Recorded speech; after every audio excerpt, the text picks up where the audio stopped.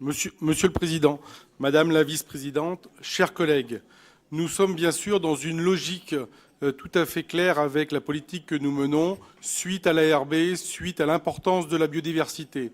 Nous avons une région qui est très riche en termes de patrimoine, très riche en termes de forêt, même si de temps en temps on entend un peu de scepticisme ou de pessimisme par rapport à la biodiversité, mais notre région est vraiment riche de ce patrimoine.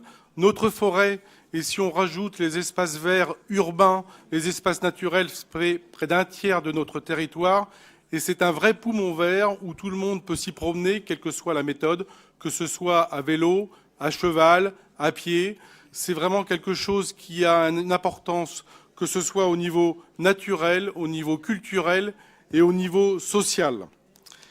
Bien sûr, et contrairement aux idées reçues, exploiter la forêt est un acte de bonne gestion sylvicole. Pour ceux qui en douteraient, il suffirait d'aller visiter la futaie Colbert à Fontainebleau, qui n'a pas été exploitée depuis, et on en voit le résultat. Et cela vise 3 objectifs majeurs.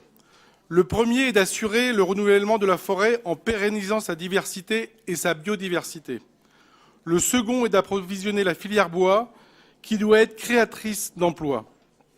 Et le troisième est de stocker du carbone par l'utilisation de ce matériau noble. Le bois, source d'énergie renouvelable et dont l'enjeu pour notre région est de développer son utilisation en circuit court afin de limiter l'empreinte carbone.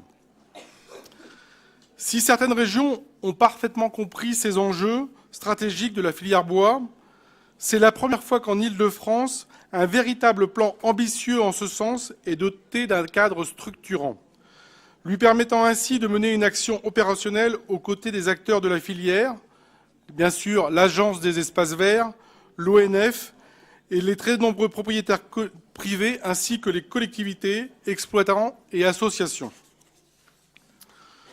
Sous l'impulsion de Chantal Joanneau, la région a organisé le 16 juin dernier les assises régionales de la forêt et du bois, afin de lancer une réflexion avec les acteurs du secteur grâce au travail des équipes de la région. Une vraie consultation a pu donner lieu à ce rapport qui nous est présenté aujourd'hui.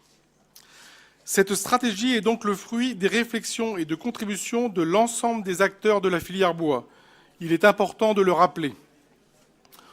Autre point que je souhaitais mettre en exergue concerne la cohérence régionale mise en place dans la construction de cette stratégie en faveur de la forêt francilienne, puisqu'elle se situe dans la continuité du plan vert, intégrant les objectifs de développement de la filière bois-énergie, dans la continuité de la mise en place du fonds Air-Bois, voté en décembre 2016 pour mieux lutter contre la pollution de l'air, et dans le cadre de la nouvelle stratégie régionale de l'énergie, dont les assises se dérouleront dans cet hémicycle la semaine prochaine, le 27.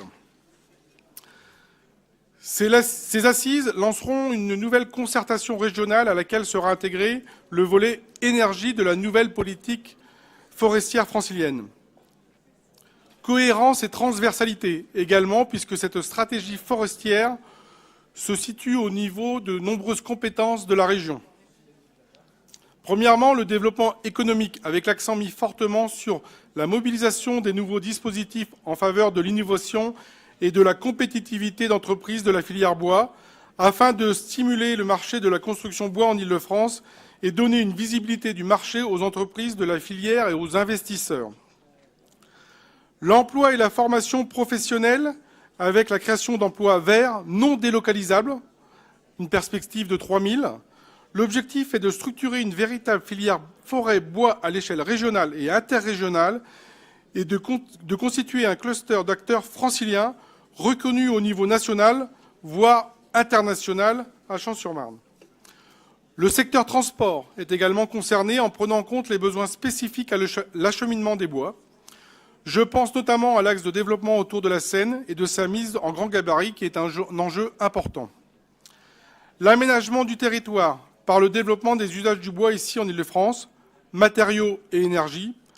Je pense notamment aux perspectives du Grand Paris dont les besoins sont conséquents en aménagement et au développement des réseaux de chaleur type biomasse.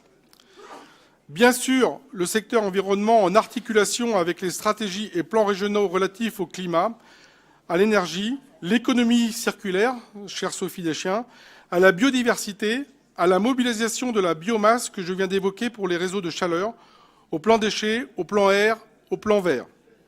Et enfin, à travers les secteurs sport, loisirs, éducation, ruralité, par le rôle social et d'exemplarité dans la gestion des espaces forestiers régionaux.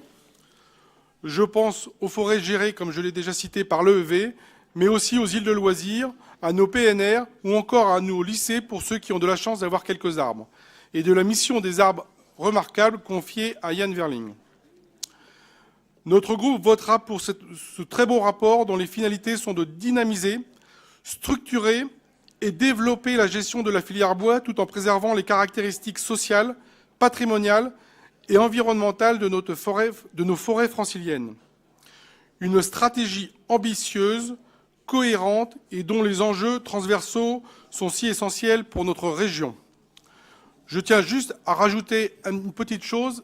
À la sortie, il vous est offert par le Servia des poireaux, ne pas confondre avec des pousses d'arbres. Merci.